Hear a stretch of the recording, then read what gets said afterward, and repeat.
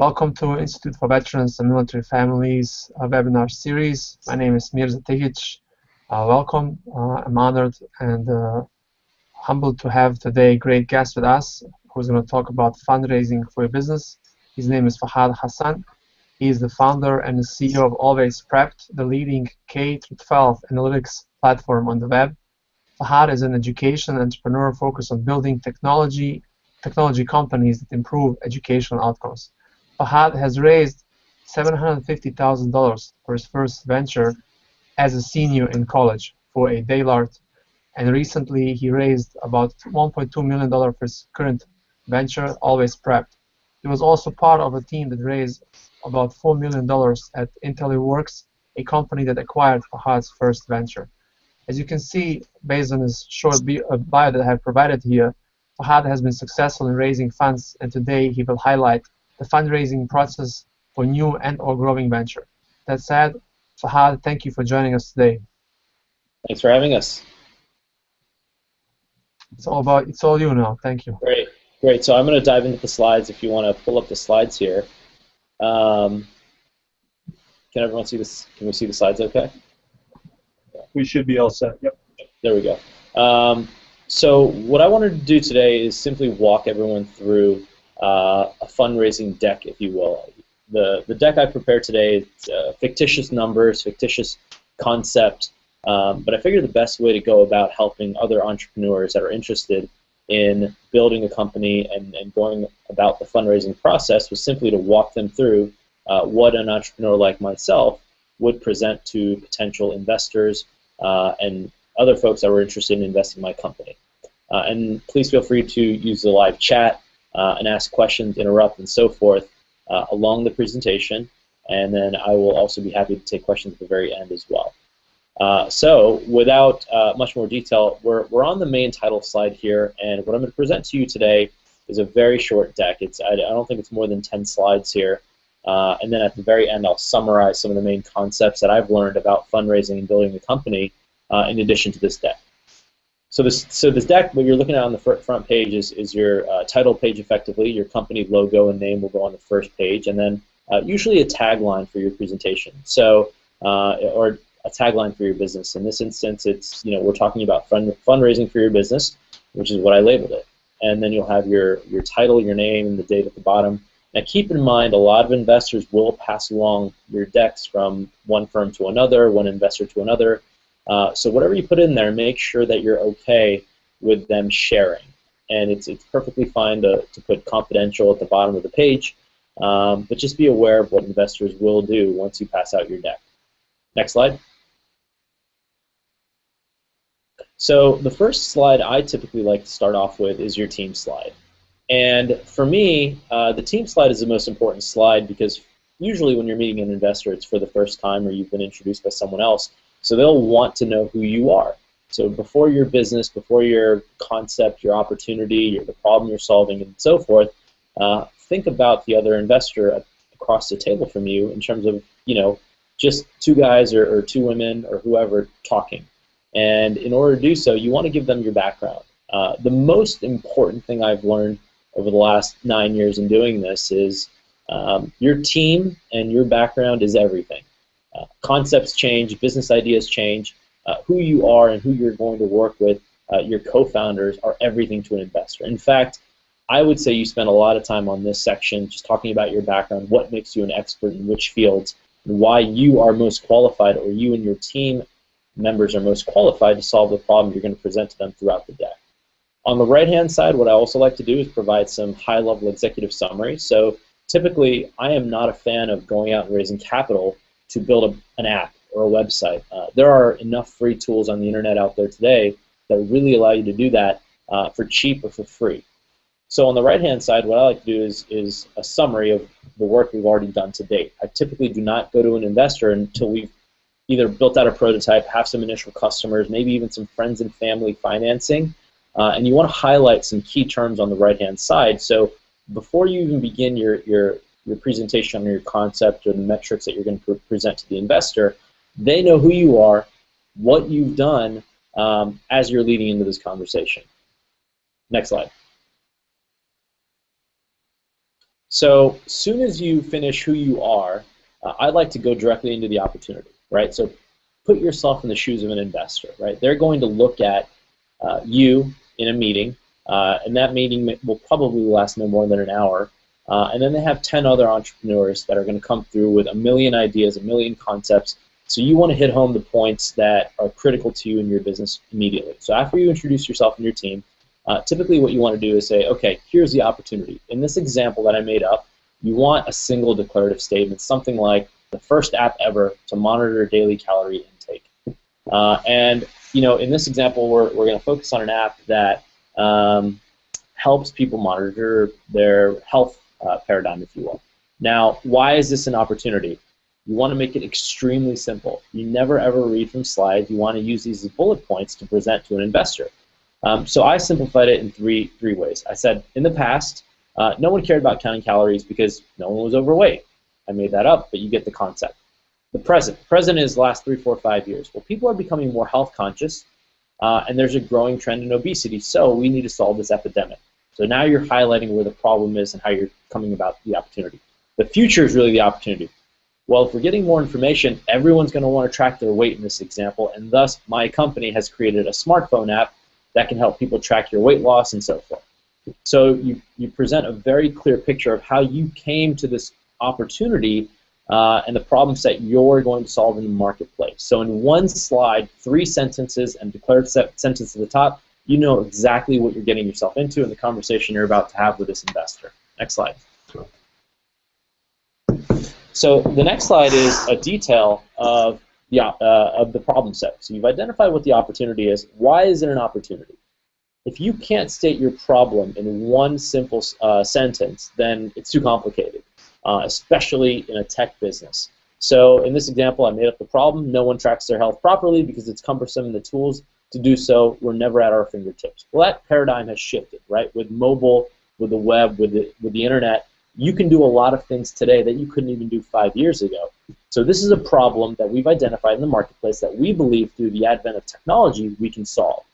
And then you give a couple examples. I like to do that. So, poor health tracking is a major issue in this country. The average person visits a doctor once a year and gets a physical every, I don't know, put XX years, 2 years, 5 years, what have you, a little graphic, and then what the cost is. When you add the cost section, in my opinion, that's critical just as much as the product or service you're going to offer, because now you're starting to introduce an investor within 2 slides as to where the financial opportunity is for them. Keep in mind an investor is not only investing in you or the product, but their job, their responsibility to their investors, their LPs, is to return capital. The only way to return capital is to make sure they invest in profitable or high-yielding businesses. In this way, in this example, I said, okay, if medical bills are rising, people have a shorter lifespan, they're at more risk for diseases and so forth. You can list all the examples you'd like. I like to keep it between 3 and 5. You can talk around why this is a financially good opportunity for a consumer to potentially purchase this app in our example. Next slide. So then you go to the solution. So what have we done? We've created a real-time health application for consumers. And I just took a screenshot of the Apple health dashboard as an example. But if you think back to the last 2 slides, we had the opportunity, we had the problem, and oh, by the way, this is how we solve that problem. Typically, this won't be anything more than a couple screenshots, maybe 1 or 2 sentences explaining the application, the product, the service that you've created. I don't go into a demo here. I typically save that in the end because I like to keep the flow of the presentation going. And then, next slide. And then after the solution, then you can talk about the marketplace, right? So we've got an opportunity we've identified because of a problem set. We've created a solution for it that we've talked about.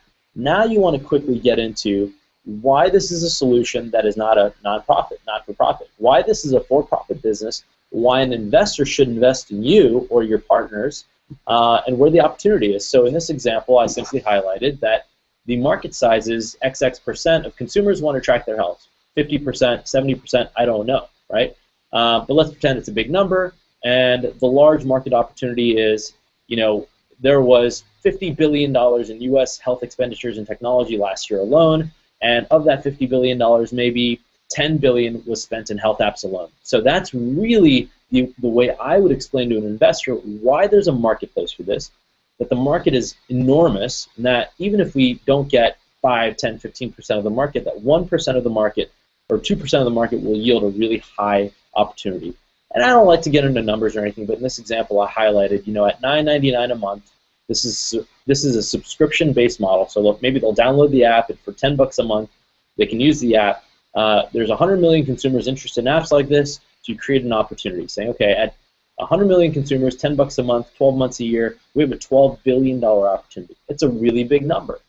And the reason big numbers are important is because even though you're presenting a micro example, i.e. your app within this bigger marketplace, that if you capture just 1, 2, 3% of this marketplace, you've got a really good ability to build a big business. To build a big business, an investor comes in early, you've now started to create a positioning for themselves in terms of how they can grow their business and make it scalable and return a profit. Next slide.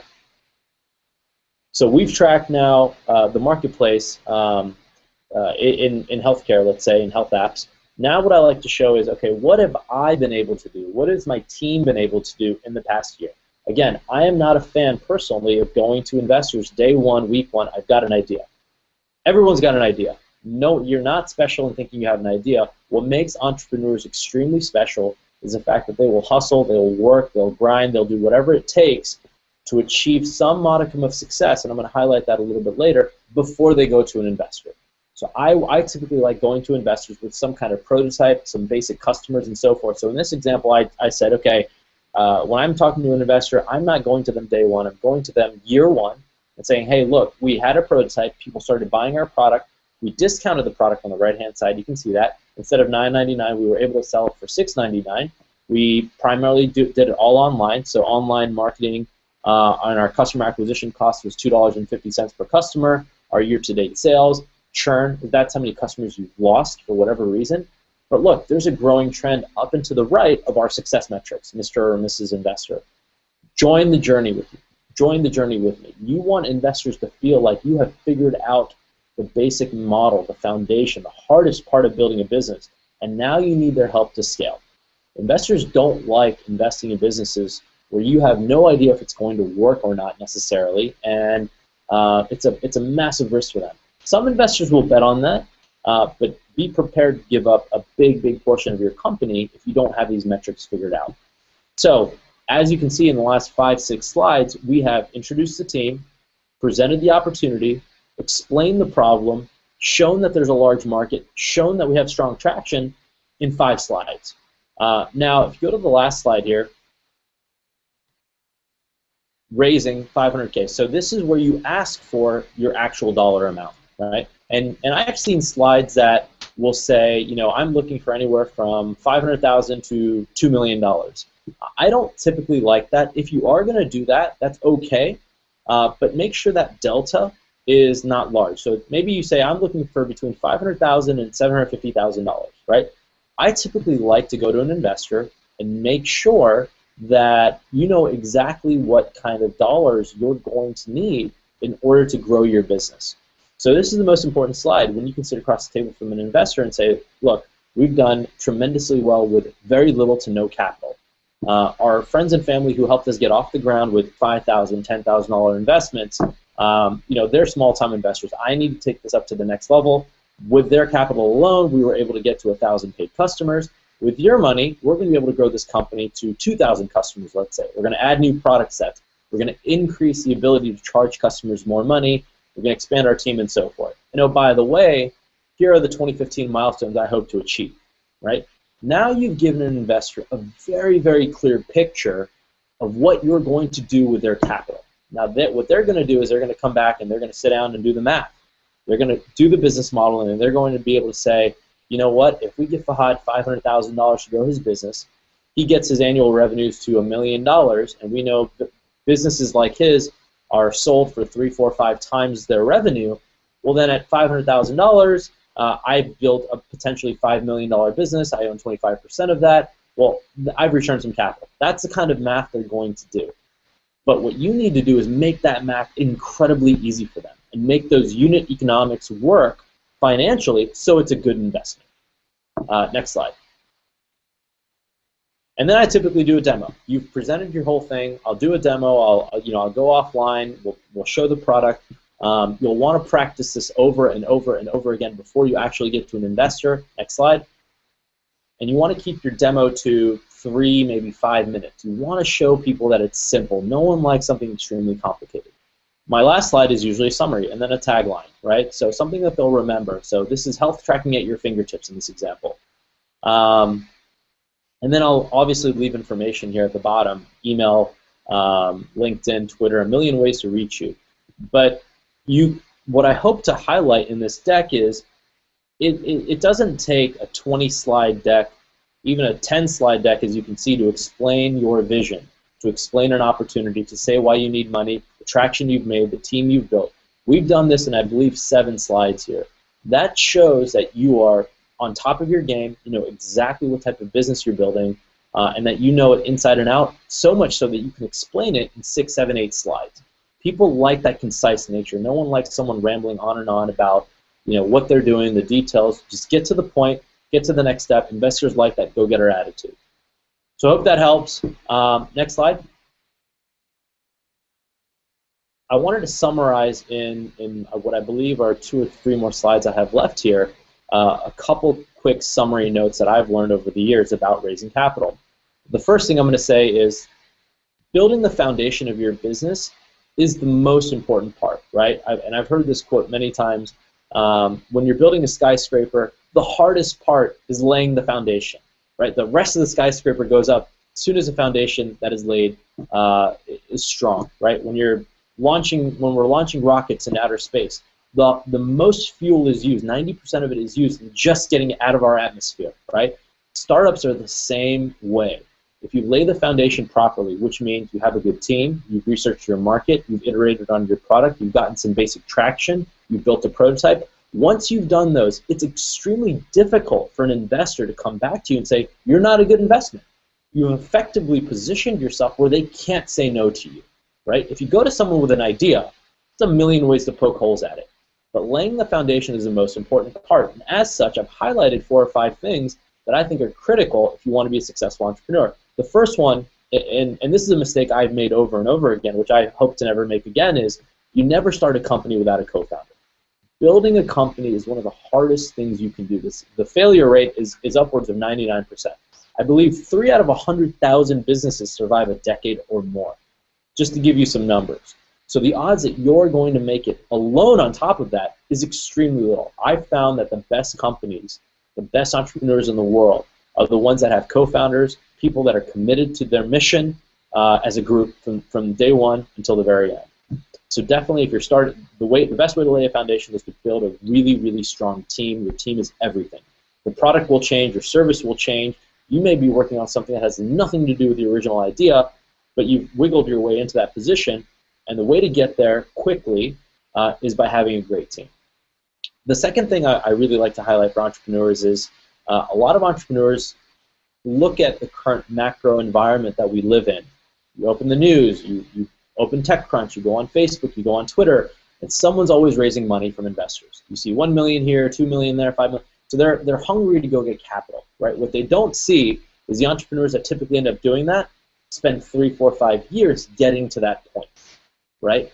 And the biggest mistake you can do is not focus on building your company and focus on building focus on raising capital. And I see entrepreneurs do that over and over again. They go out and try to raise money too quickly.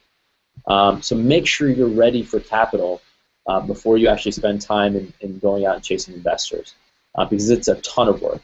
The next point, we highlighted it while I went through the deck itself. You make sure your presentation deck is concise and to the point, no more than 10 to 12 slides. I've got a few links at the end of my slides here that highlight a couple decks by Reid Hoffman, Tim Young, Paul Graham, some great investors and entrepreneurs that have highlighted how they built out their slide decks. Practice your pitch.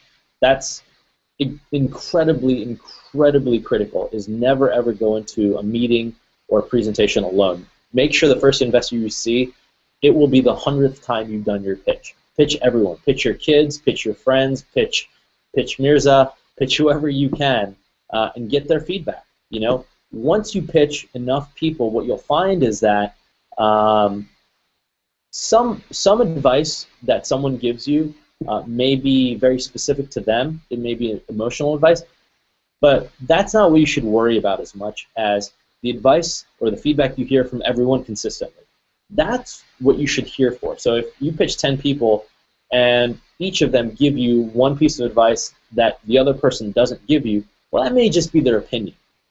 But if every single person says, Fahad, I really like your product, but I think $9.99 is too expensive for this product, I think you should be around $7. And then the next person says, I think $9.99 is too expensive, I think you should be at $6. Well, it's not the same price point, but now you're hearing the same refrain that you can take back and iterate in your presentation and add to it and improve it and say, okay, well, if everyone I'm talking to is telling me to improve on the same metric, maybe I need to revisit that metric again. That's what getting your practice will get you, is a better presentation and a more concise way to present your content. And then the last thing, laying the foundation as an entrepreneur, be a hustler. Don't be someone that goes out and asks for money every time you need some help, right? And what it means to be a hustler, to go hustle for business, go hustle for entrepreneurs, go hustle for help, is you find ways to do things for free or for cheap. That's what the best entrepreneurs do early. They don't look for money. You should want to hold on to your equity as an entrepreneur as much as possible, right? Every time you raise money, very few people talk about how much of the equity you're giving up in your business. If you really believe in your business and you think it's going to be a big business one day, then you need to make sure you retain as much stock in your business as possible. And I added a quote here from one of the first investors I ever pitched in college, and I've never forgotten it. He said, you know, Fahad, when you come to an investor, you need to be of this mindset. You know, you go to the investor and you say, I've built an atom bomb with paper clips, and I need your help to keep this thing going together. So unless you've built your atom bomb with paper clips, you're not ready for an investor. That's a good way to think about it. Next slide. So one of the things I wanted to highlight, I think this is the last slide or the second to last slide, is an exit strategy when starting a company. So I was asked to also talk about exit strategies, which I'm not a big fan of, mainly because what I've found is great entrepreneurs don't have an exit strategy. You know, they build their company because they're passionate about the problem they're solving, or they see a massive opportunity and they want to own that space. So my honest recommendation in the very beginning is say, don't have an exit strategy. Focus on building your business. Whatever exits are out there will present themselves in the future if you do a good job. And if you get that far, you're going to be smart enough to surround yourself with good advisors, good board members to give you the input on how to exit your business when it's appropriate. However, on one of the bullets here, what I've said is not every business also is scalable, and some businesses are lifestyle businesses, and that's perfectly fine. Not every entrepreneur wants to build the next Facebook. You shouldn't want to do that, by the way. Maybe that's not for you, right? So let's say an example of a lifestyle business could be you want to open a restaurant, right? You're not going to become a billionaire opening one restaurant, but you may earn a very good income working for yourself, running your own organization, right? And that's great. So in that example, there really isn't an exit even. That kind of answers that question for yourself. Now, if you want to build a tech company or you have a product that you think everyone in America can use or around the world can use, then that's a different type of business, and an exit may become pertinent down the line, but I definitely wouldn't even think about that in the very beginning. The other point I'll make on that is great companies never sell their business, they get acquired, right? You don't want to wake up saying, I want to sell, I want to sell. It just doesn't make you look attractive, right? As a business. There's a lot of politics here when you're negotiating with another organization to buy you, and you don't want to sound desperate. You want to be in a position where you control the conversation, and it's negotiation 101, right? You want them to come to you. You want to be such a great company, such a great entrepreneur, that they will do anything to buy your company. That's a good position to be in. Now, the way to get in those two positions is points I made at the very end here. You want to position yourself for acquisition down the line, or a partnership, or what have you. The way to do that is talk to your competitors, be friends with them, go to industry conferences, network with everyone in your industry. So I'm in education. I know a lot of people in the education sector. In higher education, in K-12, I know teachers, I know principals, I know investors, I know partners. you need to really master the networking domain of whatever industry that you're in. And that will also pay dividends down the line if you want to retire, if you want to move forward, if you want to exit your company. That's when those relationships really come back to play. And that's also the last point I make here, which is form partnerships early and often with bigger organizations. So if you partner with larger organizations and you're doing a good job for them, they're doing a good job for you, you may not even need to bring up the concept of an acquisition. That's something they're going to bring up on their own. But you'll know if you want to work with this larger organization. Has the relationship been good? Has it been sour? You know, and you'll have your pick of the litter, if you will. One other point I skipped over is that I think is critical is instead of focusing on an exit strategy, you should focus on revenues. And you should focus on how do I get my company to break even, right? Not how do I exit my company. You are in the driver's seat. If, let's say, it costs you $50,000 a month to run your business and your revenues exceed $50,000 a month, right? That puts you in the driver's seat because you can control your own destiny. You don't need investors. You don't need acquirers. You can take any strategy you'd like. So for me as an entrepreneur now, what I think about all the time is, okay, what do I need to do in order to keep increasing my revenues to the point I get to break even? And then we have the last slide, which I believe are just examples of good pitch decks. So what you'll notice is Tim Young, the first link, very successful entrepreneur. His pitch deck is only 5 slides long, and he has raised, I believe, in excess of $10 million on 5 slides. His last company was purchased, I forget the name of their acquirer, I believe he was acquired for $100 million. The second link is Reid Hoffman. Now that is not a traditional pitch deck that I like because it's really, really long, but the reason I listed that is it gives you a really good example of why his slides are the way they are. It goes into the psychology of building out your pitch deck. And then the third one is Paul Graham's as well. He explains how you raise money, what they look for at Y Combinator, and these incubators that have popped up in these accelerators. So I think these are really good examples. I think that's it. That's all I have right now in terms of slide deck, presentation, and so forth. If anyone has any questions, I'm happy to answer them. Or Mirza, if you had any additions. No, that was excellent. Thank you very much. Mike, let us know if there are any questions on YouTube and Google+. Will do. I'll look right now. Okay. Fahad, one thing is maybe also prior to even pitching and raising the funds, where do you look for advice from you? Where do you look for either angels, or who do you go to? How do you find the local resources or national resources that you can go and raise funds from? Yeah, that's a really good question. So I would say the best resource right now is for new entrepreneurs is probably AngelList. So if you go to angellist.co, not .com, or just Google AngelList, what you'll be able to find on there is a network of a ton of angel investors, venture capitalists. They're all on there. Thousands of them. So that's where you want to look for your early stage funding. And then, you know, in Silicon Valley, I mean, the best way to find investors out west or in New York or in Boston, where we have hubs of investors, is to typically go to your lawyers, your accountants, your friends, and ask them for recommendations, other entrepreneurs. Go to networking events. There's really no secret other than hard work and iterating for months and months and years on building your network. Once you built your network large enough over time, people will just introduce you, and that's how you meet these investors. So it looks like we have a question here in the chat.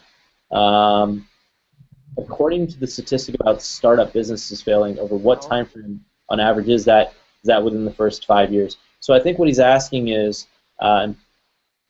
how quickly or how often businesses fail. I don't know the specific statistic he's referring to when he says the percentage of businesses that fail within the first 5 years. I know it's a large amount. Please don't quote me on it, but I think it's upwards of 90% of businesses fail within the first 5 years. SBA data says about 75% are failing, and most of them are failing because of lack of planning and lack of cash flow, which kind of goes hand in hand. Exactly. If you don't plan well, you're not going to spend your money well. If you don't spend your money well, you're going to fail. One of the things I found critical to running a business is the best entrepreneurs manage cash very, very effectively. And they're very cheap. You've got to be a cheap entrepreneur. Those are the best kinds. So I would say I'd worry less about the metric of how often entrepreneurs fail in a 5-year period and focus more on the 5 or 25% that do succeed and look at the patterns that they embody that you can replicate. I think the data they use in terms of failure is really how many businesses are closing, and they look at it, okay, if I file an LLC and make it inactive within 2 years, then they consider it failing. So a lot of folks file or start a business that they just started to think they're in business once they file a business, but you're not in business until you have customers. So a lot of folks give up on that. So I would not I would not be discouraged on the number, because depending, again, who you are as an entrepreneur, depends on your passion and also resources you have, and then ability to do it and plan it and launch it. So rather look at your own resources. I think go back to what Fahad says, focus on your sales rather on what could happen down the road. Bootstrap. Exactly. Any more questions? I know we're running up on our 40 minutes here shortly. That's all the questions I see out on YouTube and the event page right now. Okay. Great. So I guess I'll end with, are you guys going to post this deck online? It will be available online under the IVMF YouTube channel, and we will also keep it under our resource library. We have a public resource library for veteran entrepreneurs, which houses all the videos, anything we published related to entrepreneurship as well. Great, and then my information's on here, my Twitter handle and my LinkedIn profile, so if folks have other questions offline, they're more than welcome to reach out to me as well, or through the ISV program. Excellent. Fahad, thank you very much. It was great having you. We look forward to see more from you. Great. Thank you very much for having me. Take care, everyone. Thanks. Keep entrepreneuring. Bye-bye. Bye.